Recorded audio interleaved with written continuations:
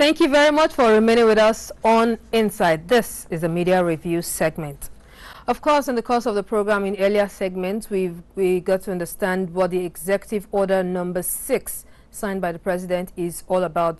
Just for emphasis, it seeks to prevent owners of assets under investigation for corruption from conducting transactions on these assets. Now, I get to worry whenever there is an issue, the President is signing something, or there are any legal matters. It creates a whole lot of discussion and hullabaloo in the public space. Now that brings me to wonder in this case, what has been the practice so far before now? Well, I have with me a member of the judicial desk, someone from the judicial desk of the NTA, Dele Atumbi, to help us do justice to this. Thank you very much for coming around. Thank you, Ceci. All right, let's just start with what I've just said. What has been the practice before now, which would have warranted the President to sign this order that is now the talk of the town?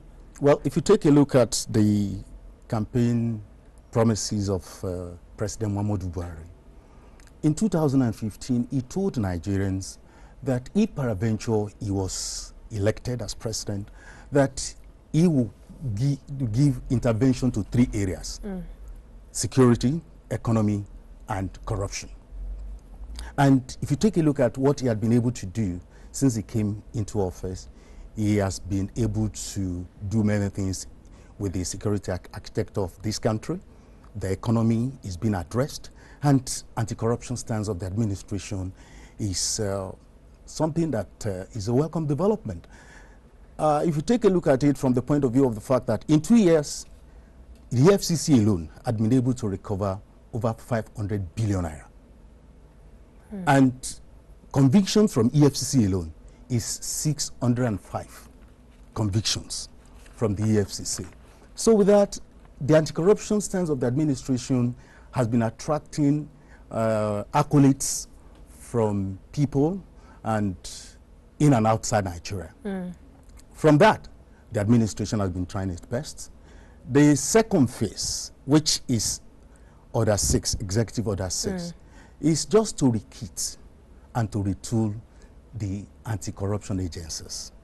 In other words, to bring them together, to give is a declaration of national emergency on corruption. Because why are we declaring national emergency on corruption? You take a look at it from the point of view of the fact that corruption has been the bane of development of this country. There is what we call, there is enchantment between what Nigeria has. There is a gap between what Nigeria has and what the people have been able to enjoy.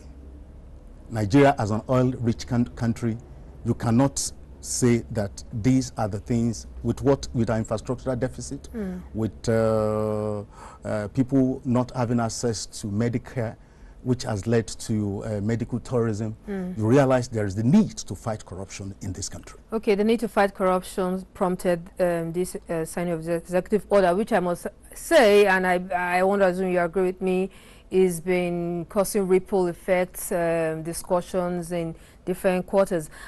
That brings me to wonder, what in your opinion would you say the media space, those in the media, are doing to help channel this discussion in the right direction? What do you think the media should do? What is the practice now?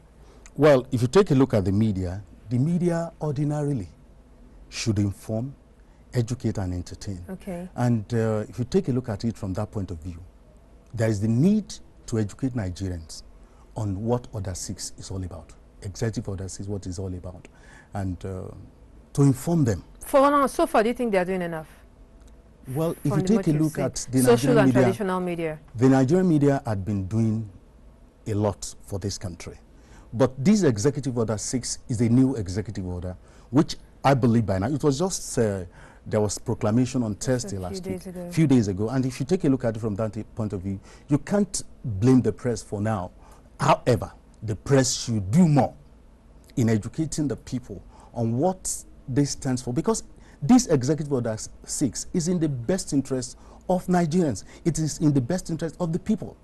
If we are fighting corruption, let us fight corruption totally in the best interest of the people, in the best interest of Nigeria and Nigerians. Yeah, because it worries me and some others when we see negative headlines with this story, when we expect to have some positive reviews on media spaces. We see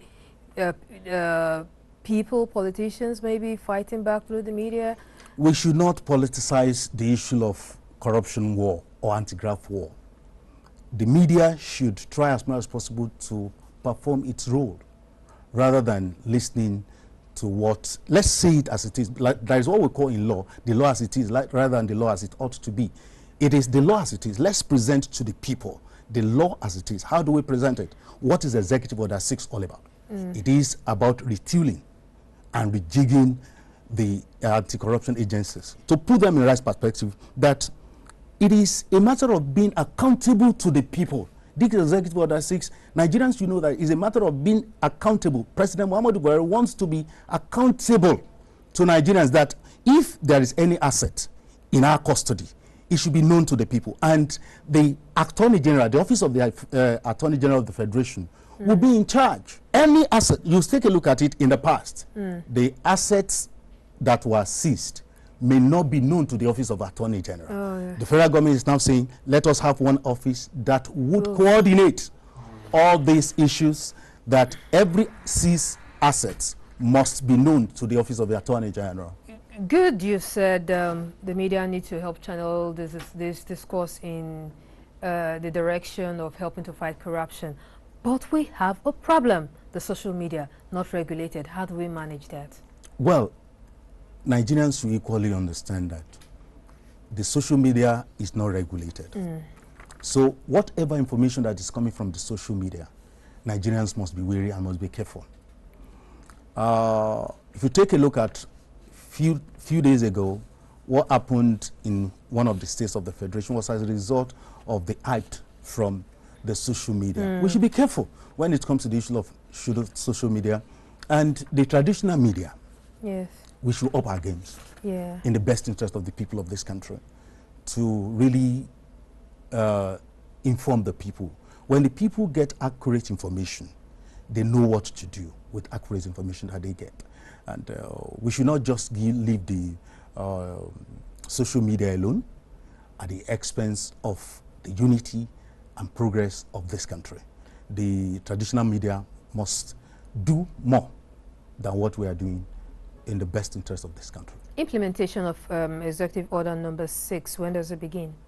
Well, if you are talking about the implementation of Executive Order 6, the truth of the matter is that if you take a look at the clause 16, the federal government said that all the federal agencies should liaise with the Office of the Attorney General to fine-tune whatever is being done as at today. So it is being fine-tuned so that the implementation will be in the best interest of this of the people. Being in the best interest of the people, you are saying that when it is fine-tuned, it is going to be a thing that will be in the best interest of Nigerians. And if you take a look at the very moment the federal government made that proclamation, it has started. Fine-tuning now comes in, and no asset will be seized without the Attorney General getting the order of the court. It is a temporary seizure. If there's anything that is seized, it is a temporary seizure pending the determination of the case before the court.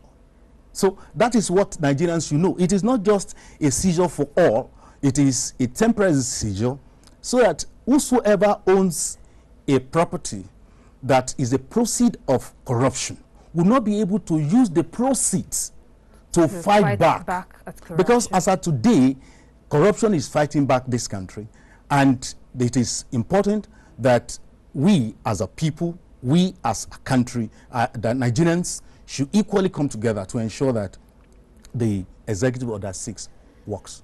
Okay, while the Office of the Attorney General is at work trying to map out implementation plans, I would like to appeal and enjoin correspondents in the judiciary to keep the public educated and informed on steps, so that when finally the implementation guidelines is being rolled out, it wouldn't come to us as a shock, causing a whole lot of drama and negative reviews. Well, when you are talking about executive order, it's not new. This is the 6th one.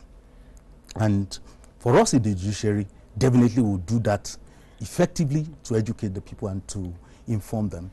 However, at every point in time, when there is a policy, is a federal government policy, is a policy direction that this we've been doing, and we are moving to, the president said that there is more ground to be covered. And Executive Order 6 is to cover those grounds. Okay. It is in the best interest of the people, and it is the best interest of the country. All right, thank you very much. Dele Atumbi, Judiciary Desk of the NTA. Thank you very much for coming around and throwing light into this discussion. The program is still Inside. The fight against corruption and the signing of Executive Order number 6 has been our discussion today on the Media Review segment. And of course, many parties have agreed that the president's fight against corruption is being applauded even in international circles. All right, that has been the Media Review segment. The rest of the program continues with Omini and myself.